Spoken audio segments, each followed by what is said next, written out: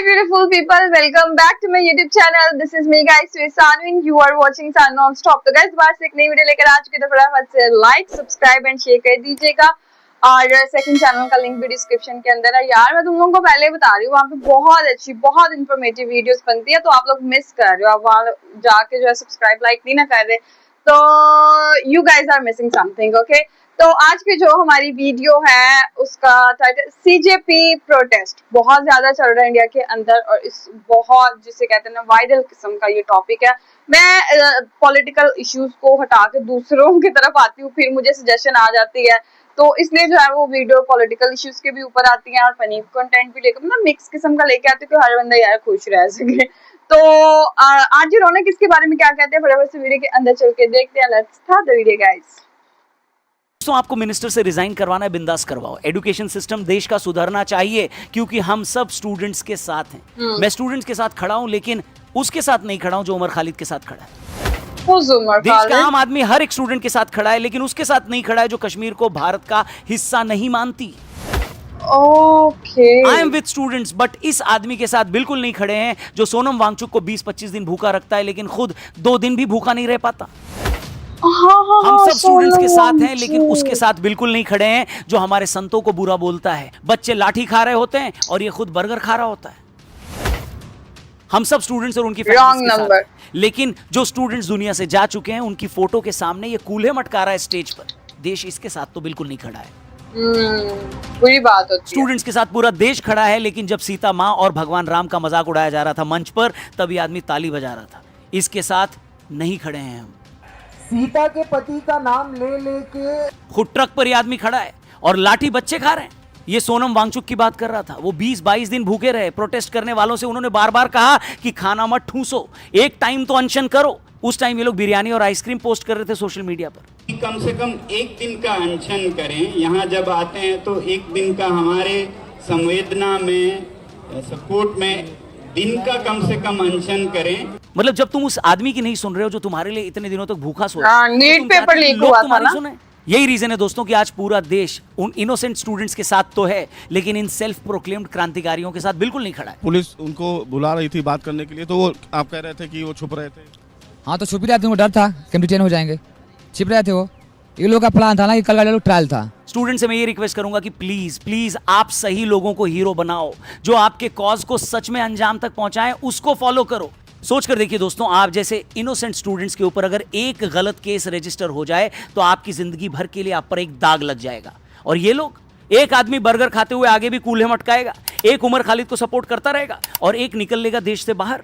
दोस्तों, paper leak के मुद्दे पर हमने कई वीडियोस बनाए, हमारे चैनल पर जाकर आप देख सकते हैं। पॉडकास्ट में भी हमने इस बारे में डिटेल में बात की अपने अलग अलग गेस्ट से, लेकिन इनके प्रोटेस्ट पे मैं सच में कोई भी वीडियो बनाकर अपना टाइम वेस्ट नहीं करना चाहता था, क्योंकि वो गांधी जी वाली शर्ट स्टूडेंट्स के लिए नहीं लड़ रहे हैं। वरना जो प्रोटेस्ट नीट एग्जाम और एजुकेशन सिस्टम को सुधारने के लिए शुरू हुआ था, वो political parties, leftist leaders, failed comedians, Hindu haters, article 370, anti India elements तक ये लोग कैसे पहुंच गए। लेकिन दोस्तों, कुछ दंगाइयों की वजह से जब इनोसेंट स्टूडेंट्स पर भी लाठियां चली, तब हमें लगा कि इन लोगों के बारे में अगर आज नहीं बोला तो ये सही नहीं होगा। इसलिए ये वीडियो आज बन रही है।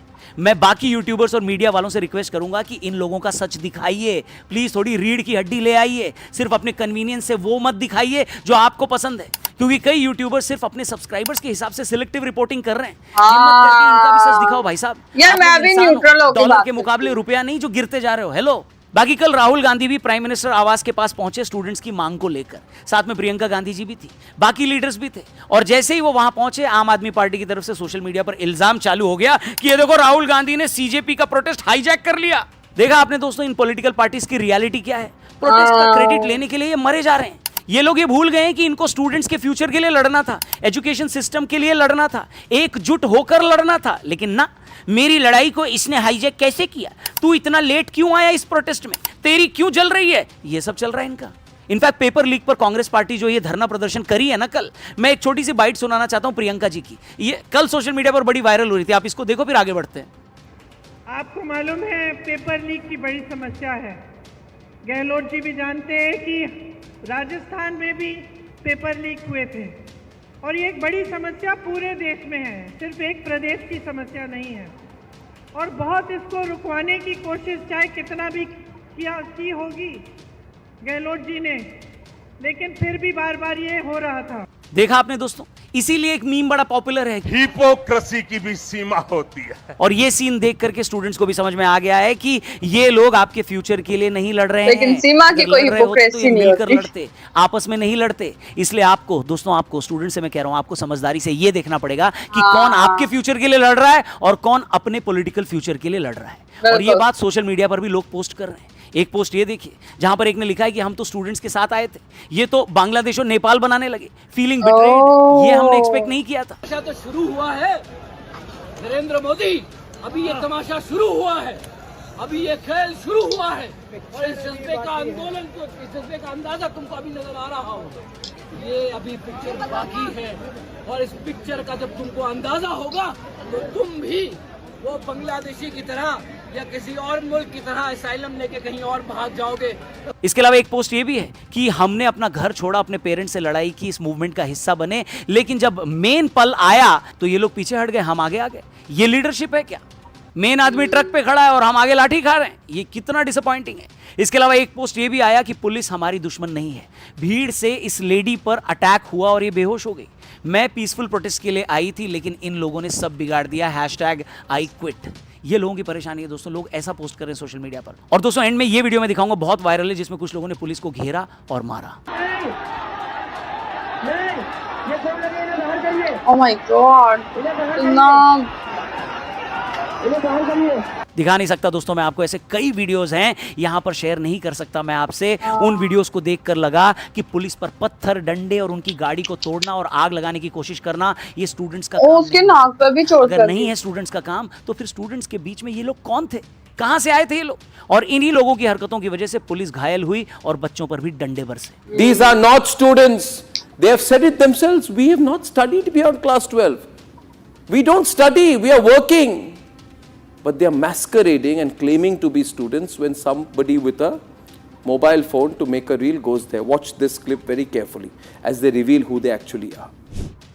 आप लोग कहाँ से आए हो? हम लोग आए हैं नोएडा, दिल्ली से आए, नोएडा से आए हम लोग, वैसे हम गया पे रहने वाले हैं। क्या पढ़ाई कर रहे हैं आप लोग? हम लोग पढ़ाई तो अभी नहीं कर रहे हैं, पढ़ाई इंटर करेंगे, हम छोटी पढ़ाई। स्टूडेंट्स के इमोशन को रिस्पेक्ट करते हुए मैं उनसे अपील करूंगा कि अब आपका रोल यहां से बहुत इंपॉर्टेंट होता है दोस्तों। आपका पुलिस के लिए गुस्सा जायज है, लेकिन एक रिस्पॉन्सिबल सिटीजन होने के नाते आप ऐसे दंगाई लोगों को आइडेंटिफाई करने में पुलिस की प्लीज हेल्प करिए, जिनकी वजह से आपका सैक्रिफाइस, आपका फ्यूचर खराब नहीं हो सकता।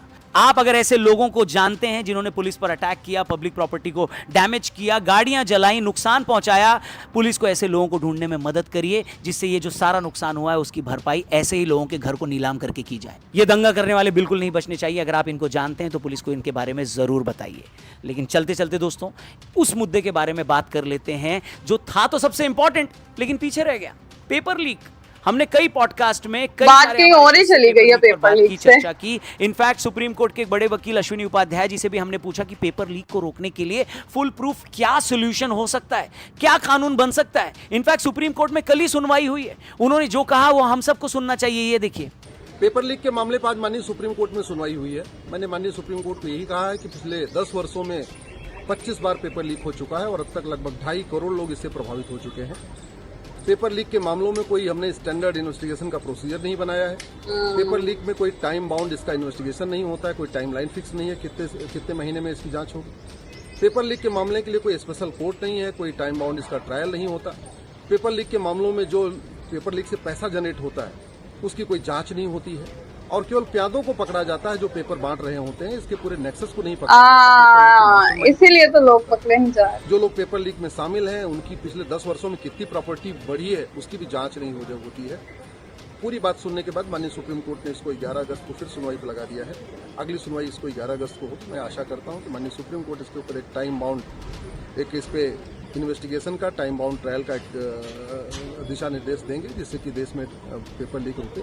बहुत सारे छात्र आत्महत्या कर चुके हैं, बहुत सारे लोगों की जो नौकरियों के लिए अप्लाई करते हैं ओवर एज हो जाते हैं, वो डिप्रेशन में चले जाते हैं, एंजाइटी में चले जाते हैं।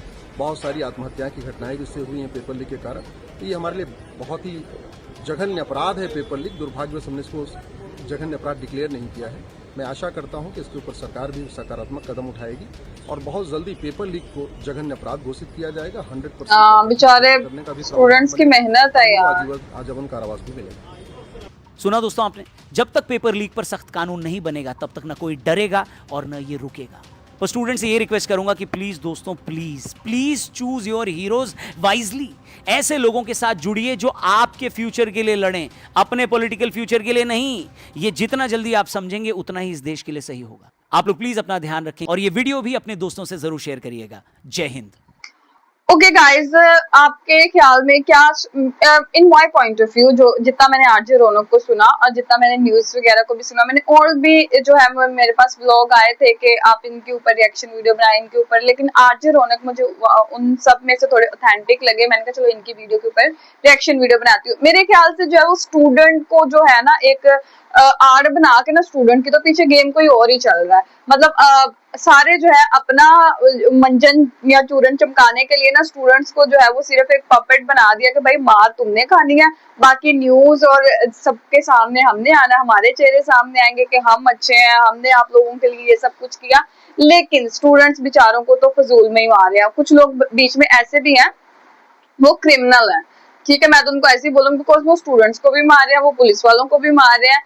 तो उनको जो है वो वाकई रिकग्नाइज करके उनको पुलिस की हेल्प करके तो उनको तो मतलब उनको तो जो है वो पकड़वाना चाहिए। और आप लोगों को क्या लगता है कि ये प्रोटेस्ट जो है वो सोनम वांगचुक ने जो है वो इतना बेचारे ने किया, अब वो हॉस्पिटलाइज भी हो गया और उसने बेचारे ने भूख बर्दाश्त की, सारा कुछ किया और उसके बाद ये सारा कुछ हो रहा है। और यार बच्चे इतनी मेहनत करते हैं। और मुझे आज अपने स्कूल की वो स्टोरी याद आ गई कि जो टीचर का फेवरेट बच्चा या रिलेटिव होता था ना, तो या टीचर के घर जो ट्यूशन पढ़ता था बच्चा वो ही फर्स्ट आता था, और दूसरे बच्चे बेचारे जो टीचर के पास ट्यूशन नहीं पढ़ते थे, जो मतलब इतनी मेहनत करते थे, तो उनको जो है वो सेकंड, थर्ड या 10th नंबर पे जो है वो कर दिया जाता था। आज मुझे वो सारी सिचुएशन याद आ रही कि कितना बुरा लगता है कि जब एक बच्चा, मतलब टीचर जो होती थी ना, क्लास टीचर, उसके पास सारे पेपर होते थे, तो वो जो बच्चे उसके पास पढ़ते थे वो ज्यादा ट्यूशन लेती थी, तो वो उन बच्चों को फर्स्ट, सेकंड, थर्ड कर देती थी। और जो बच्चे बेचारे खुद घर में अपने नहीं इतने पैसे पे होते, तो वो जो घर में पढ़ते थे उनको जो है वो उस हिसाब से नंबर नहीं थे मिलते। तो वो सेम स्टोरी जो है ना, अब कहीं जॉब करनी है, स्कूल तक तो ठीक है हो जाता है, लेकिन जब जॉब करनी होती है ना तब बहुत टफ सिचुएशन हो जाती है कि जो बेचारे मेहनत से आते हैं और पर्ची सिस्टम चलता रहता है। तो गाइज आप लोगों का क्या कहना है, आप लोग भी अपनी रेकमेंड में जरूर दीजिएगा, लाइक सब्सक्राइब एंड शेयर कीजिएगा। चले गए नेक्स्ट वीडियो के अंदर, बाय बाय।